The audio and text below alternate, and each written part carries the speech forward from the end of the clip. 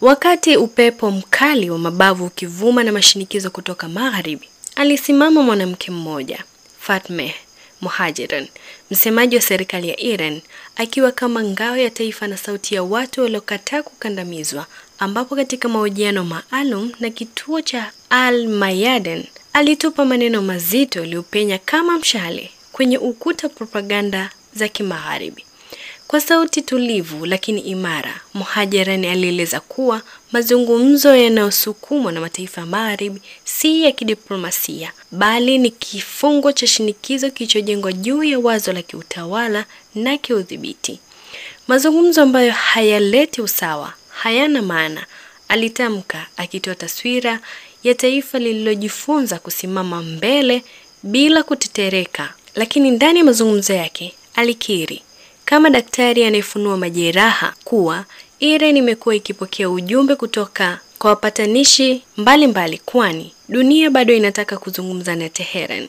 Kwa hivyo, Iran imeweka msimamo wazi wa mazungumzo ya kweli lazima yajengwe juu ya maslahi ya pande zote na si upande mmoja kujipa mamlaka yaliyovuka mipaka. Alipotaja jina la adui aliyefyatua cheche za vita Israel, sauti yake ilibadilika. Alikumbuka ule usiku wa Juni 2025, anga la Iran lilipogubikwa na mashambulizi yaliyosukumwa na Marekani, na kwa sauti ya ujasiri alisema wazi bila kuyumba, kurudia kosa hilo kutalipiza gharama maradufu na kwa nguvu zaidi na kwa kiasi kisichoelezeka.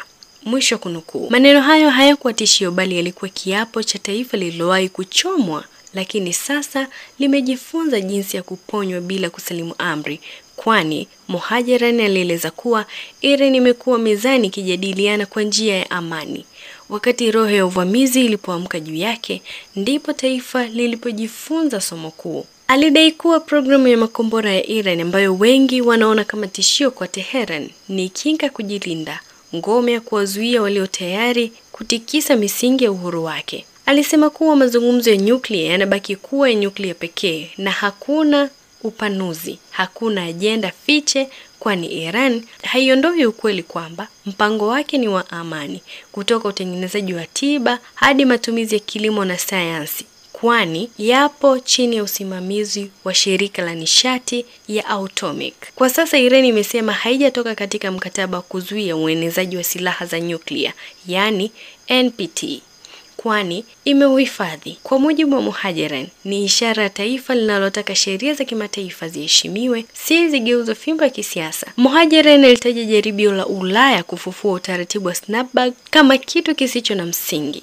jaribio la kuvunja sheria kwa kivuli cha sheria. Lakini ndani ya giza hilo kulionekana cheche za matumaini, kuimarika kwa uhusiano wa baadhi ya mataifa ya Ulaya, ikiwemo kutangazwa kwa kurejea safari za ndege na kufunguliwa tena kwa ofisi za kidiplomasia. Alitaja kwa msisitizo ushirikiano na Urusi na ule wa kimkakati na China wenye mizizi mirefu, kutokana na miradi ya viwanda hadi masomo ya kitaaluma, huku akisema pia na sio kama jirani wa kawaida, bali kama washirika wa kanda katika biashara na usalama. Na alipotaja Gaza, uso wake ulionekana kubeba maumivu ya umma mzima, kwani Iran imekuwa ikifanya kila liwezalo kusukuma mbele kusitishwa kwa mashambulizi na kupatikana kwa utulivu, hata kama utulivu huo ni wa muda mfupi, huku akiongeza kwamba makubaliano yaliyofikiwa hivi sasa katika ukanda huo yameanza kuheshimiwa, na hilo kwa Iran ni hatua ya matumaini. Katika mahojiano hayo, Fatmeh Mohajeran hakuwa tu msemaji wa serikali, bali msimamizi wa taifa lililosimama kwenye ukingo wa uamuzi mkubwa, taifa ambalo limepigwa lakini halijasalimu amri, taifa linaloamini kuwa amani isiyo na heshima ni kivuli tu, amani yenye usawa ni urithi wa vizazi vijavyo.